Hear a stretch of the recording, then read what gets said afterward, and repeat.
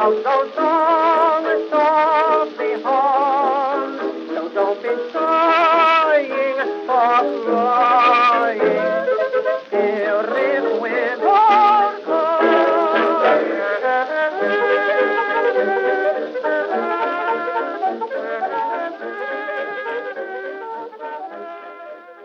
All right, and welcome to another Lawyers, Guns, and Money podcast about Game of Thrones. We're in the middle of season 1. My name is Dr. Scott Eric Kaufman, and this is my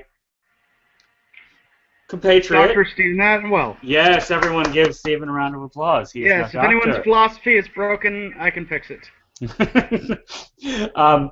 And we're going to be talking today about A Golden Crown, which is one of the probably most significant episodes of the season. Everything sort of gets set up, and so I think we'll just jump right into it. I'll let Stephen take the reins, and I will jump in accordingly. All right?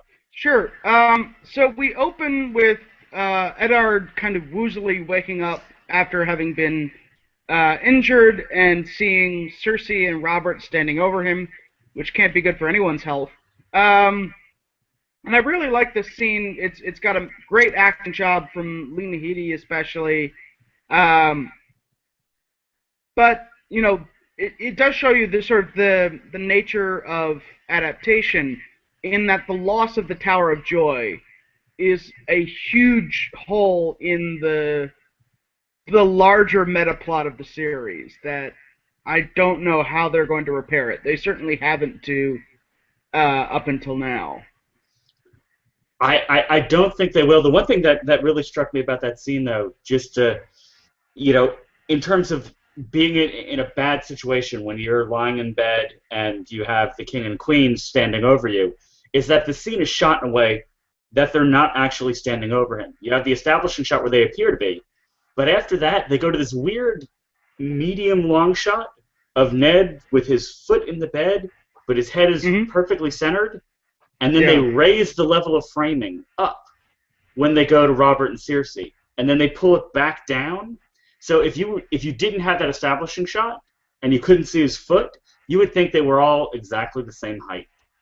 And it's really well done in a way that makes it sort of clear that these are three people of equal, if different, powers at this point. And as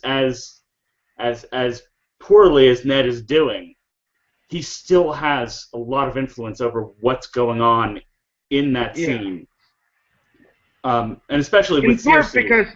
In part because, you know, Cersei's Fox News attempts to rewrite history aside, he has more influence over the king than she does. Exactly. He is the brother obviously setting up the end of the episode. And the thing I want to kind of highlight here is the critical timing of the hunt. Yeah. Like, Robert absolutely, for everything else that happens to work, Robert has to leave on the hunt now because, you know, he can't be around when Eddard figures this out. He can't be around when news about what the Hound's done comes to court. It's all of these dominoes are getting set. The Mountain, not the Hound. Yes, I'm sorry, the Hound. Mountains, damn it. See? All right, Doctor. Great showing so far. All right. All right.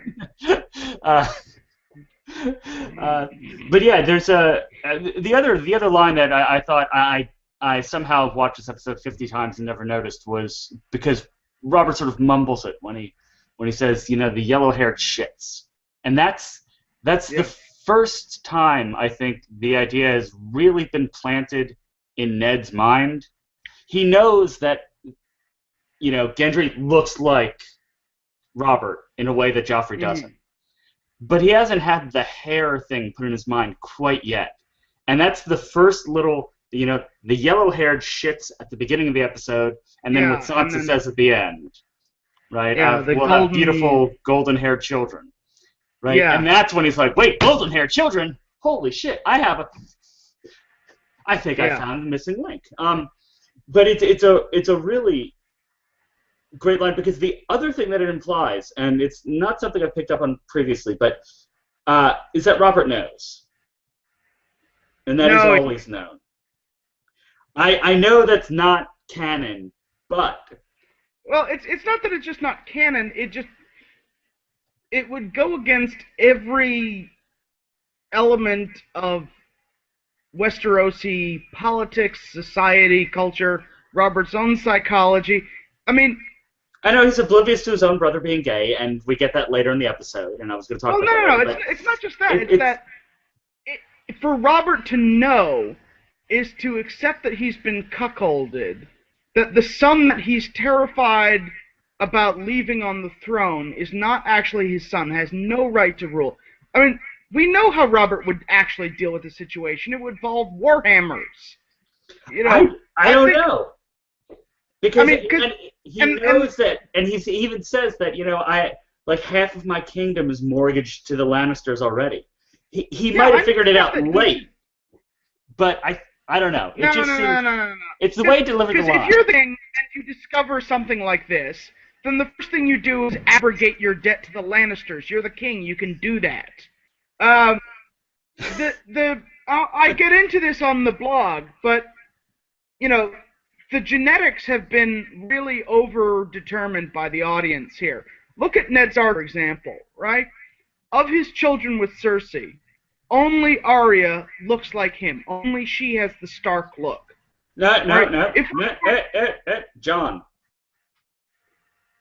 Snow Ned's also children has... with Catelyn, I said. Oh, with Catelyn. Oh, I think that dipped out.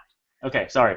So what I'm saying is, if, you know, not having the same hair color as your dad automatically meant that you're, you know, a bastard, then Ned would have to assume that he's been cuckolded repeatedly by his wife. Whereas the reality is, it's much more complicated. Ned Stark has a recessive red hair gene.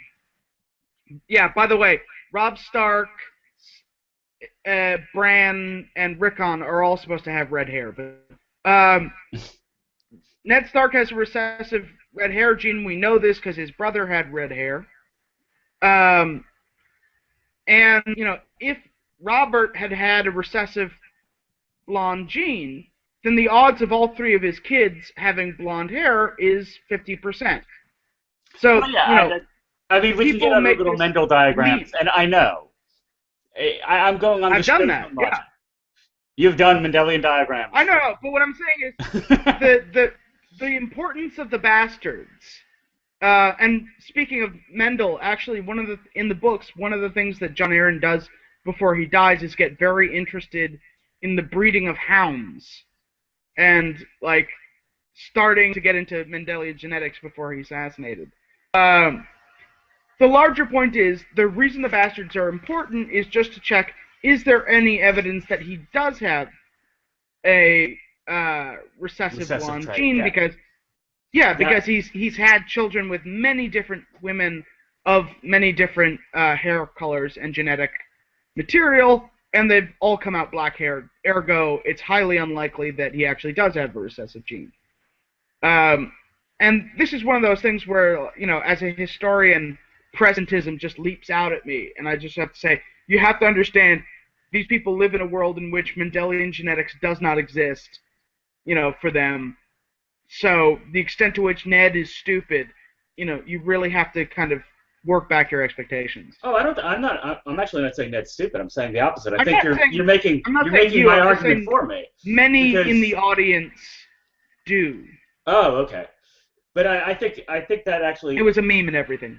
Ah, okay. Well, there's in the absence of you know, any sort of even rudimentary genetic information, the blonde hair, black hair thing actually makes more sense, not less. That they would, because they wouldn't believe that there could be a recessive trait. And so that actually, I think, sort of makes my argument a little more. Because I don't know about that. I mean, you know, any pastoral society in which you have, you know, stock breeding is they're going to get some sort of crude notion of that traits don't always take. But Jon Arryn actually had to go and start studying how hounds were bred, which indicates that they probably, the wealthy and the landowners probably didn't know that much about the breeding. We are way off tangent here, but it's sort of interesting. Yeah, let's talk about Dany and the... Yeah, we can... Okay, so, I mean, this is... an invented scene. It's kind of anvilicious, but necessary to establish kind of a through line of magic, eggs, magic, fire, eggs, magic. I know a lot of people have kind of joked about the whole Khaleesi, no, kind of being a little bit overacting. One interesting thing is that the first egg that Dany puts in the fire, or the only egg Dany puts in the fire, is the black egg, is Drogon, as he will later be known. Interesting, the question about whether Dany has, is there a favorite child, so to speak? Is there a dragon that she has a special link to? And it is the egg that she puts first in the fire in this scene.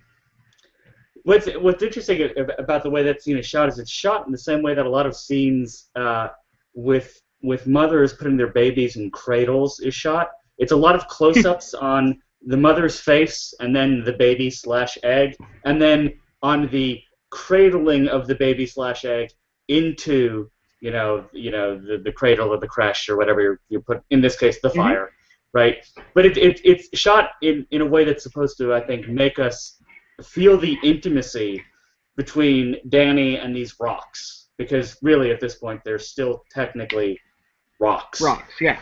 And that's what they're going to be sold as currency later in the episode, right? They're going to be, Viserys going to take them to sell them as a rock, as a very valuable rock, not as a dragon egg per se. And so it's this weird way of making these sort of,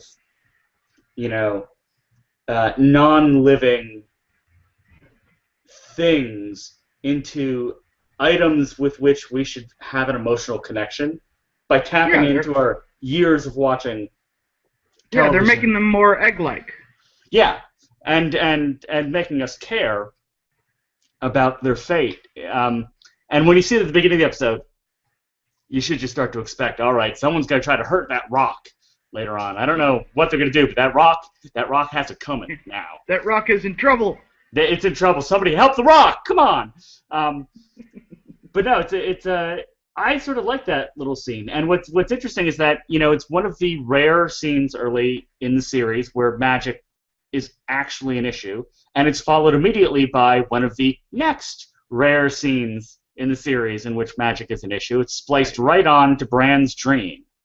With the three-eyed crow. Yeah, the three-eyed crow, and chasing it around. And so I think it's like they're lumping all the supernatural shit together. So it's like, oh, well, it's all politics. Ooh, politics. Yeah, right? That's interesting because, they've foreshortened Bran's magical plot line a lot in the series, in part because they decided to not go with the dreams as they're set down in the book and the element of the sort of the meta plot that they invoke. Although, and this is a bit of a casting spoiler, so I'll give you a 5-second warning. 5, 4, 3, 2, 1. They've cast Bloodraven. Yeah. For season 4. They've done a lot of casting for season 4. What's interesting about that is that there's not a whole lot of Bran plot left for them to go through. So they're really, one of the consequences of doing this foreshortening is they're running out of Bran material. Well, there's a lot of walking to be done, and that's not a spoiler. Bran will do a lot of walking. Yeah, but that's not good TV. No, I don't think it makes for good TV. But another spoiler is they've already filmed a lot of the Bran stuff for next season. They filmed it last season in order to keep continuity, to keep him young, essentially. Yeah, and it just, it makes me think they're really going to need book 6 to come out in 2014. Otherwise, they're going to be in real trouble. Maybe it's their way of pressuring Martin to, come on. Although they already do have the plot outline. They don't actually need him to put the book out for them to continue. That's true.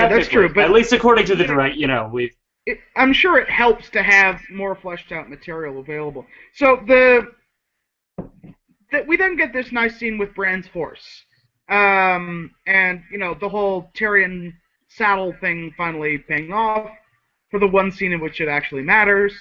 But there's kind of some interesting things going on here about this kind of sudden meeting between Bran and the wildlings, and an intersection between, if you will, two systems of privilege, right? Class versus disability.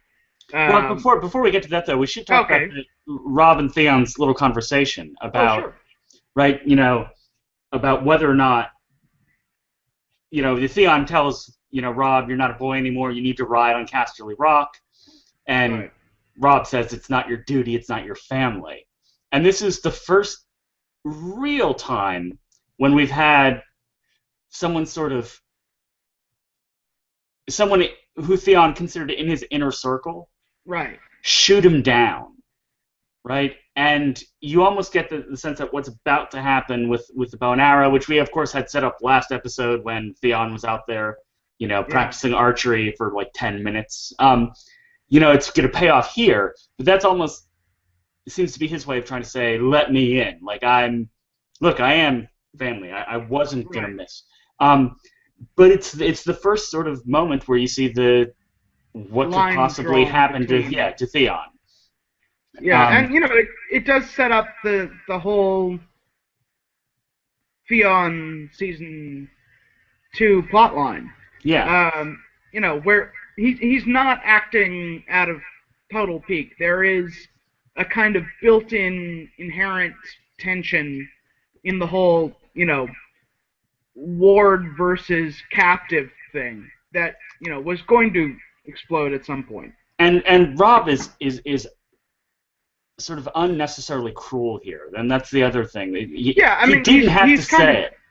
He's reacting out of sort of displaced fear and anger at himself, in that, he left Bran alone, and it's easier for him to sort of to yell and,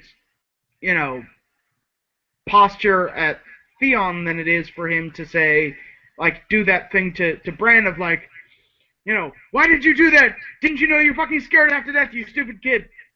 So he's displacing, and it pisses off on. But, I do want to talk about the bit with the wildlings, just because it is interesting to see this kind of moment where Bran is at the same time helpless and has so much more wealth and power than these wildlings, and the way in which sort of north and south of the Wall are separate but connected worlds. That north of the Wall, Bran Stark is Benjen's kin, not Ned Stark's son, which is kind of, it's interesting.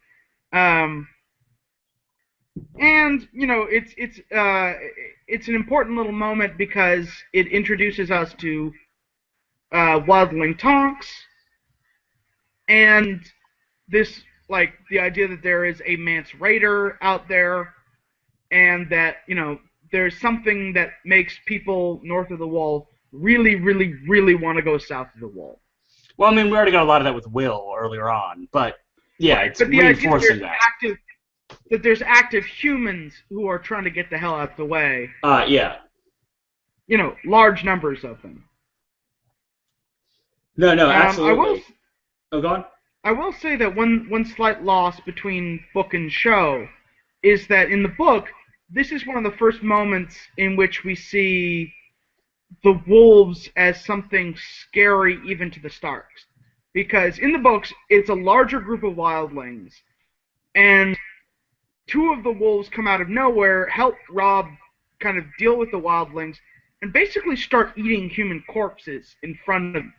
And it kind of freaks everybody out a little bit. They get the sense that these things are not, cuddly, safe pets. They're forces of nature. Yeah, they're 6-foot-tall dogs. I mean, I don't know how you missed the, oh, hey, look, this is my dog. I mean, we have a couple of horses in my backyard here. They're just Great Danes, and they're lovable, but they're 4.5 feet tall, and they will knock people over with love.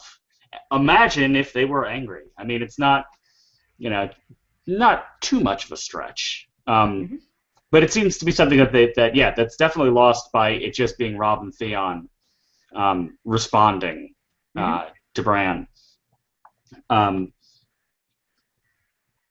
then there's also the nice little exchange where Theon gets his lick in when Robb says, "You don't have the right," and he's like, "What, to save your brother's life?" It's like, what? Actually, maybe you don't have many rights. Maybe that's one you do have. Yeah. It's a nice little moment. And then so should we go on to Tyrion? No. We got to stop with Syria because this is one of the most infamous moments. No, that's next. That's next. No. After Tyrion. Oh, okay. Yeah, the next bit is the first. Oh. Is the first Sky scene with Cell. No go. Yeah. Suddenly a Welshman is up there. I apologize to all our Welsh viewers, but come on, he's Welsh. Yeah, I skipped over that in my notes. Well, I mean, the Vale of Arryn is essentially Wales. I hadn't thought about that. I guess it would be. It's a giant mountainous region in which you have castles that control the fertile valley, and then a bunch of the original inhabitants who've been turned into raiders living out in the country. It's basically like medieval Wales. All right. I hadn't made that connection, but I could see that. But it does make sense with why. And there's in the fact that the big castle is called the Eyrie. And Arryn is one of those. You need a couple more letters in it for it to be really, really Welsh. Yeah. Like A-E-O-O-G-H. But the Arryns are supposed to be the. No. The Arryns are the the Norman conquerors of Wales. Oh, okay. Right? They've built a giant goddamn Norman castle on top of a mountain. So then they haven't assimilated into the Welsh way of spelling. No. Okay. No, that does make sense. And so we have Tyrion trying to, and this is a lovely scene because it's Tyrion trying to talk his way out of a jam with, to put it quite simply, an idiot. Upon whom his powers of seduction can't work. Yeah, it's interesting because he's someone who is normally so used to dealing with kind of the schemers and plotters of King's Landing, and he's finding that he's overshooting. So he has to explain the concept of, the abstract possession of gold, which I love. But it's also, I have to say, this is what debt is. It's I will owe you this. Yeah, and in the books they have an interesting exchange which gets left out, in which Tyrion realizes that Mord would be superstitiously impressed by writing. So, he says, well, I'll write you like an IOU, basically. And to Mord, this is basically magic. He's sort of, write much gold. Write much gold. They leave that out, but I really like it. And I do have to say, as someone who doesn't do heights well, I thought the Sky Cell scenes were amazing in terms of invoking that sense of vertigo and absolutely. Literal fear of the fourth wall. I think it's one of the rare times when I'm happy to be watching it on my small computer monitor as opposed to my large screen TV, because I think I may have told the story before, but I think the most mortifying experience of my life was when I saw The Dark Knight in IMAX 3D, and the shot where Batman is on top of the building in Shanghai and he's about to jump down, and right when they look over, I think I broke the seat in the movie theater, wet my pants. It was so yes, I'm very happy to watch the scenes in the Sky Cell on my tiny little monitor. I thought they were very well done. The one thing I will say, I hadn't thought about this before, but it's interesting the way Martin has connected literacy and prison, because we have the scenes later on, of course, right? After Davos gets imprisoned and he is... Right, literacy is how you get out of prison. Yeah, it's the means of escape, and I've never sort of made that connection before. And if you only watch the show, I guess you never would make that connection because they only have half of the equation in there. But it's really interesting Yeah. that literacy is the key to escaping prison. So keep that in mind, all you future felons. You can write your way out, which I guess is technically Right. still true. Um, then we get to Sirio. Yeah, then we get Sirio, and there is only one god. The name is Death. And what do we say to the god of death? Not today! today. Not today! It's My students, good stuff. it's great. It's great dialogue. It's great delivery. It's over the top, but in a way that Mandy Patinkin Yes. underplays it in The Princess Bride, right? Like the whole reason it's so memorable is because Mandy Patinkin plays it down. Mhm. Sirio, the actor, plays it up a little, but not so much that it Yeah. becomes caricature. And he's also outside of Renly, right?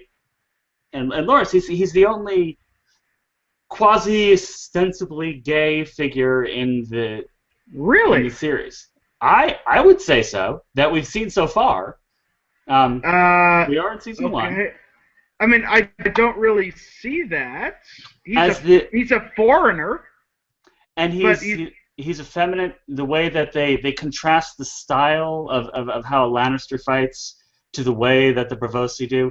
Okay. There is a But feminization of and it. but that goes along with other kind of how I mean, racist isn't the quite word, but sort of xenophobic thing. You know, the way that the English think of the French as like decadent and effeminate.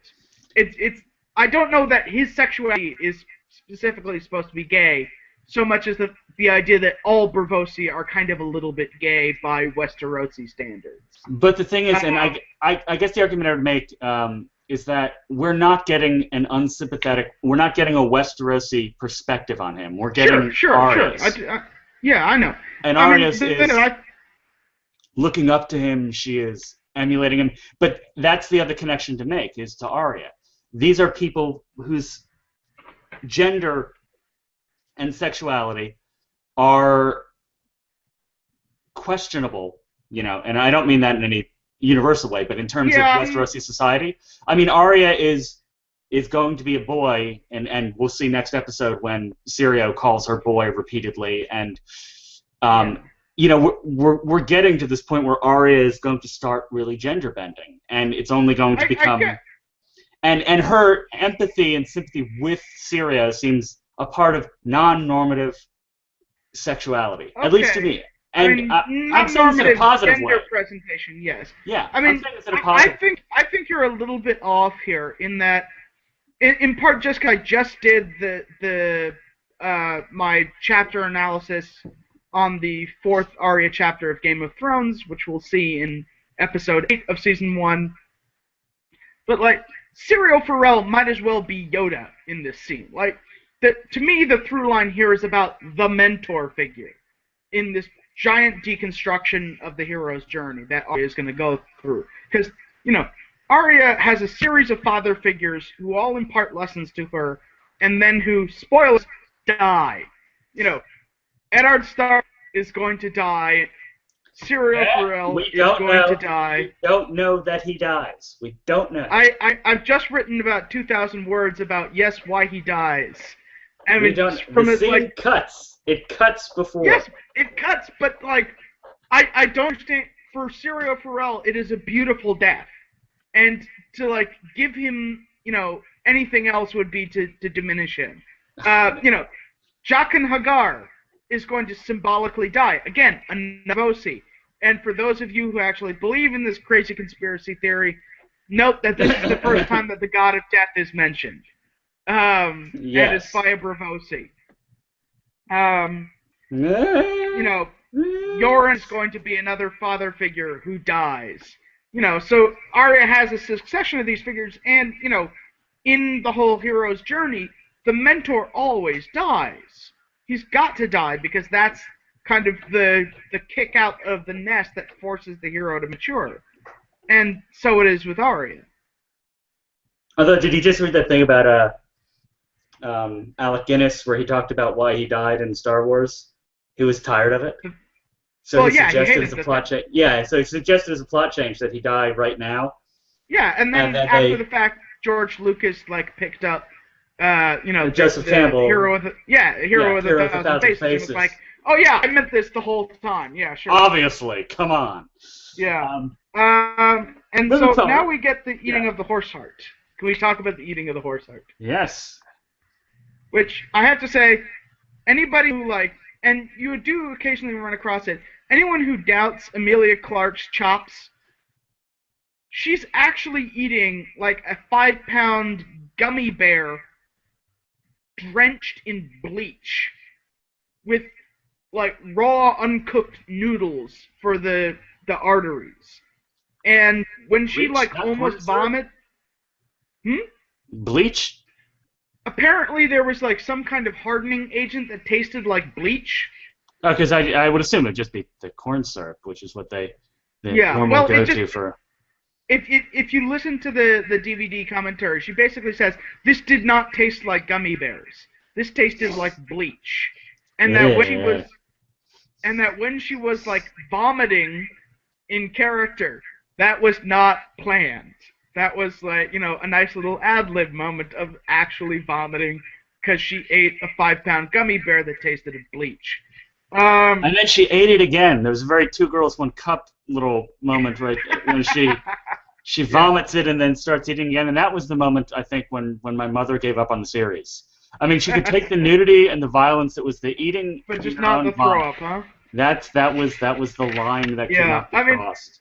So, because of you, I can Circles. now not stop seeing the circles. Yep. They're very well done in this scene. And I have to say, I really like the change to Viserys in this moment. That the sense of jealousy and wounded self-image is something that is kind of lacking a little bit in the text. And Harry Lloyd really plays it really well. This line about they love her, and then when we see him later in that great invented scene where he steals. Wait, hold on. Where When he's talking about wait, hold on. You cut out for a sec. When he steals the eggs, the scene where he steals the eggs. Go on. Yeah, when he steals the eggs.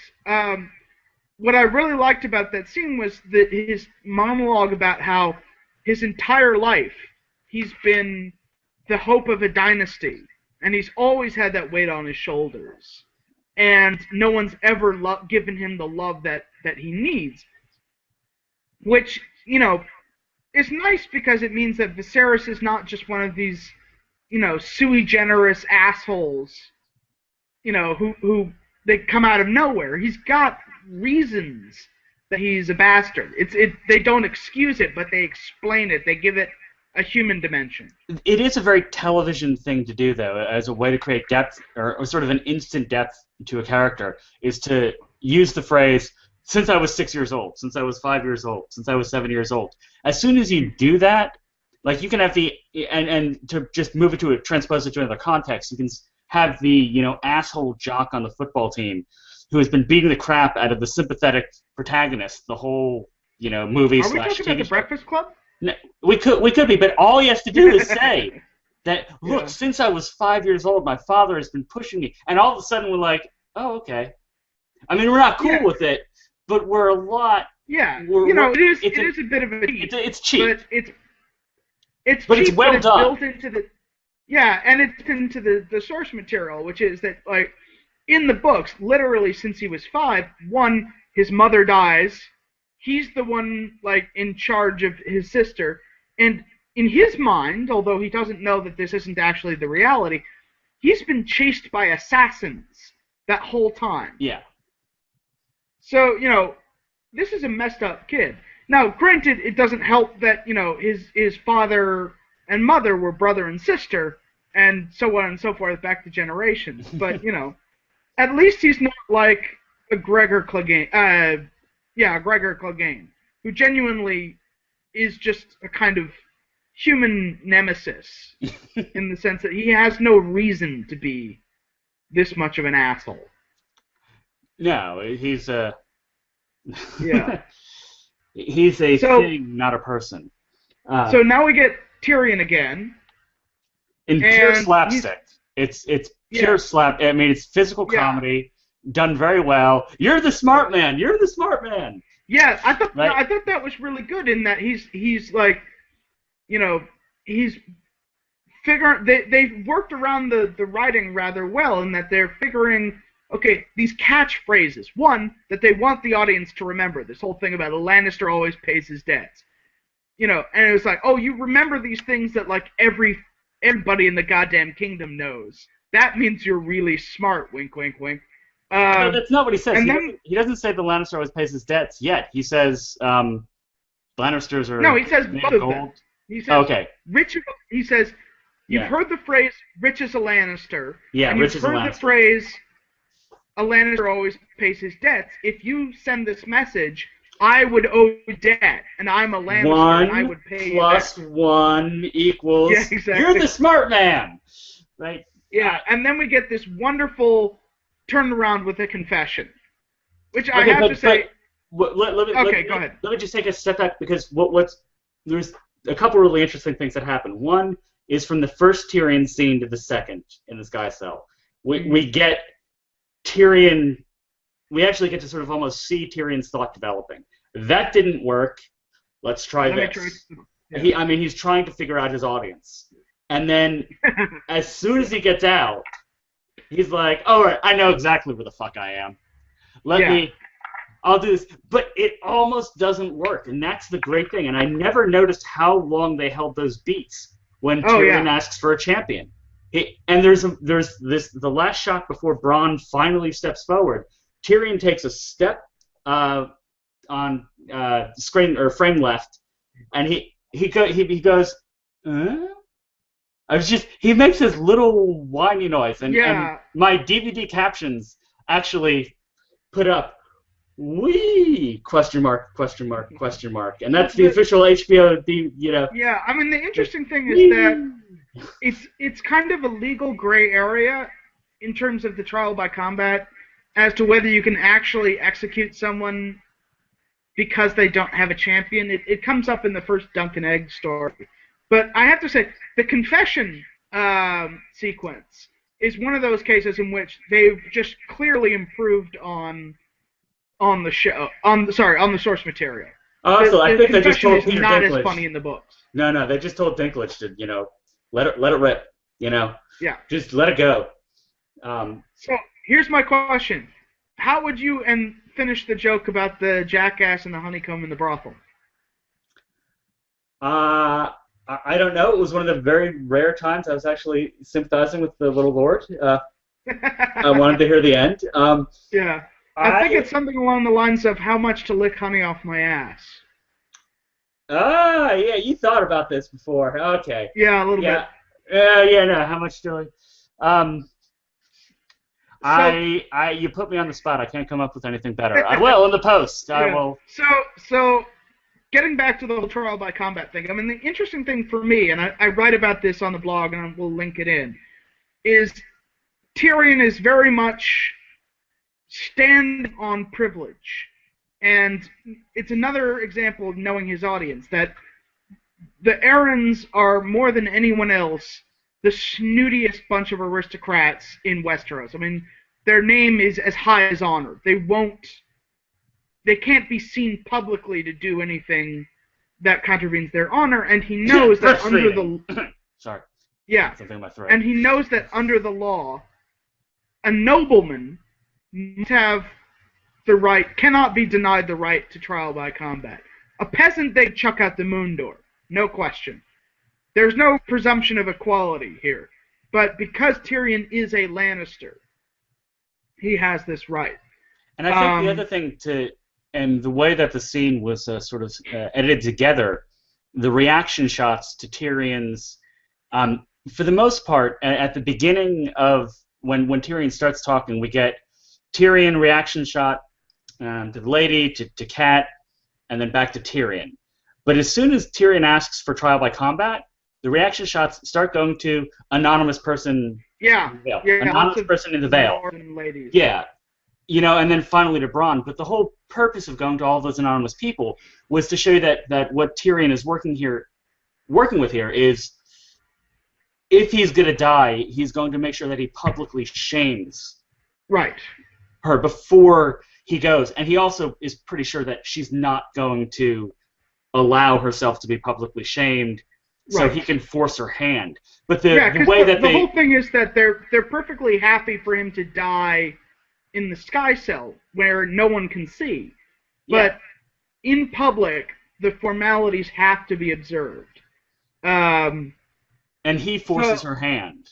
Yeah. And that's what's, no pun intended, but that's really what, I think is the sort of crucial. And also, the one other part of that I really liked was the Little Lord's cluelessness. Oh, yeah. He is just a sociopath. He is not. I mean, he's a sociopath who's actually probably the only sociopath dumber than Joffrey on the show. I can't think. I don't know if he even gets to the level of a sociopath. He reminds me a lot of Charles II of Habsburg. Someone who's just been inbred to the point of, virtual collapse, physiologically and mentally. He likes hurting. He likes seeing people fly, which is pretty sociopathic. What would happen if he gave that boy a kitten? Come on, what would happen if he gave him a kitten? Here's the thing. I don't know that he's got the concept of object permanence. But he may not understand that people are still there when the doors close. So it's... Whereas I think Joffrey knows that he's transgressing rules. He doesn't get empathy, but he at least gets that he's being naughty, and he kind of gets off on that a little bit. So the one thing I did want to talk about in the scene before we go on is the wonderful impossibility of the moon door, which is, again, it's another change from the books. In the books, this thing is a door. It's a door. Door. This is a moon hole. This is a moon hole. And in fact, as one of my students like to say in class, moonhole him, moonhole him. And I was like, that would have been a better line. Make sense. It doesn't make sense in terms of architecture and physics. There is no way. I mean, unless this particular room is cantilevered way, way out from the rest of the building. There could be some balustrades out there holding this particular room up. The It's entire just architecture of really- the area is sort of, Yeah, the architecture of the area is insane to begin with. It's in the books, and this is one of the things that I really do feel was left out. There are 4 castles going all the way up the top of a mountain, and this thing is above the cloud cover. Now, realistically, the effort it would take to feed everyone, and in the low oxygen environment, in order to... Exactly. It's just like, this is a fairy tale castle. This is something that would make, what's his name, Mad Prince Ludwig of Bavaria go absolutely, nuts. But it is a wonderful little detail.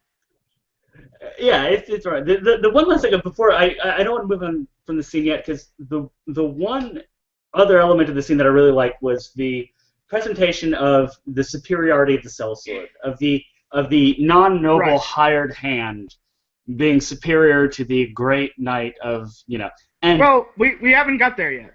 Okay, so we're not okay. So first there's there's the boar hunting scene, which I find to be a rather pointless invented scene. Like, honestly, that whole sequence, if it wasn't necessary to point out that Robert is drunk and that Loras is there, it would be completely unnecessary. Oh, no. There's one reason for that scene. I think it's a good one, which is to point out Robert's obliviousness. I mean, that's the whole point is to watch him badger Renly about have you made the 8s yet? Have you? Yeah, sure. And it points out just how much Robert isn't seeing. He doesn't even realize his own brother is gay. Yeah. Which you think? I mean, you think you would know. Well, I mean, I mean, my brother's not gay, but if he were, I am pretty sure I would know. Yeah, the thing that kind of annoys me a little bit, and this goes back to the first moment that we realized Renly's gay, is that I still kind of would love to see the Renly from the books in this moment, because the Renly from the books is gay, but he is in every he's much more like a Richard the Lionheart. He is very much the emblem of sort of medieval masculinity, and Renly would never be someone who like objected to the nature of war or who's squeamish at the sight of blood. You know, he was someone who loved hunting and someone who loved jousting and someone who's going to start a war. We get a little bit of that though when we get a little of the Renly would be a better king moment, right? Right. When he says, that is show Renly. Yeah, That's I know. not what Renly is actually about. And what I just find it would be interesting and a little bit more subversive if you had this figure who is very much, in every way, sort of the medieval jock figure who also happens to be gay. As opposed to a figure who is quite interesting and sympathetic in many ways, but is a more stereotypical gay figure. I don't know. I'm not sure I'm going to agree with that, but we can discuss that more when we get to season 2, where I think he becomes a more fleshed out character. Yes, I do think that he is. I agree with that a lot. Yeah. He gets better in season 2. All right. So then we move on. Ned on the throne. Ned on the throne. And okay, here's something where I tend to disagree with much of the fandom in that this is actually really good politics for Eddard. In that. Whereas previously he's in a personal fight between himself and the Lannisters, he's using this opportunity to make this a fight between the Lannisters and as I discussed at some length, yes, and the kingdom, by specifically attainting Sir Gregor Clegane, and by, this is an invention of the show, summoning Tywin to court and threatening him with treason. It doesn't appear. That's something that's added on by the show. What he's essentially done is force Tywin to either A, back down, or B, commit an act of open treason, and Tywin actually chooses B. And this is where the timing of the hunt is very important, because as I demonstrate in my blog, if Robert lives 24 hours longer than he does in reality, then Tywin starts the war not as the Hand of the King and the Lord, the sort of defender of the Iron Throne, but as an openly condemned traitor. Exactly. And that really changes the politics of the war. So, it's a rare moment in which Eddard actually understands that the Hand of the King has state power. And I also love the sort of tossed-off moments between him and Littlefinger. Where Littlefinger is being... isn't that your wife's sigil? Yeah. And Ned why just would they be angry at? Yeah. Fuck you. Come on. Really? Yeah. Why are you being so obvious suddenly? We get Beric Dondarrion, although it's not the Beric Dondarrion that we will come to know and love. No, it's not. It's an ascended extra. Yeah. The interesting thing that doesn't happen is that in the books you have an interesting moment in which Loras Tyrell steps forward and wants to get his own against the mountain. Yeah. And Ed turns him down flat, and Varys actually comes up to offer some advice and says, if you're gonna go to war with the Lannisters, making an alliance with the Tyrells would be a really good idea, because they're the only people with as much money and manpower as the Lannisters. And I like that from the show. From the book. From the book, yeah. It would have been nice. Yeah. But I mean, a lot of, and I'm getting this a lot, this feeling a lot, rewatching the first season, a lot of, oh, come on, just come on, can it be different this time? Just this time, maybe Ned does the right thing. And yeah, it's I don't know if there's an actual term for this, but the element of tragedy in which you already know from the outset what's going to happen, but somehow the quality of the writing gets you to want and believe that maybe it'll go right this time. It's the whole, Romeo and Juliet opening prologue. But I mean, you go back to, everything after Oedipus Rex, Oedipus Colonos. I mean, you already know Yeah. exactly what's going to happen. But Yeah. for some reason, you put yourself through it anyway. Yeah. Well, for catharsis and the development of empathy as a human character. Or as a human being. Yeah. But, speaking of... So, the I'm first... for the fight. Yeah, the little loving exchanges between Tyrion and Bronn, the beginning of their relationship, Romance. so happy together, right? Just you can put that on the soundtrack behind here. They're so happy together. There's just this.